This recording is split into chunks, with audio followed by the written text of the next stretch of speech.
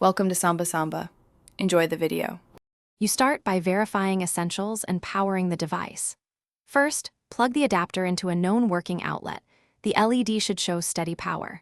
Next, connect the Ethernet from the ONT or modem to the router WAN port so data flows. If LEDs blink only, reboot the ONT then router, wait 90 seconds between each restart.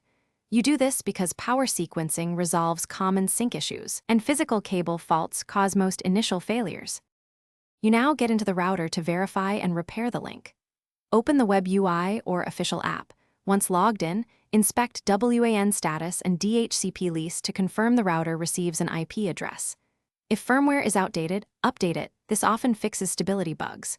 For authenticated links, re-enter PPPoE or SIP credentials carefully. Small typos break login.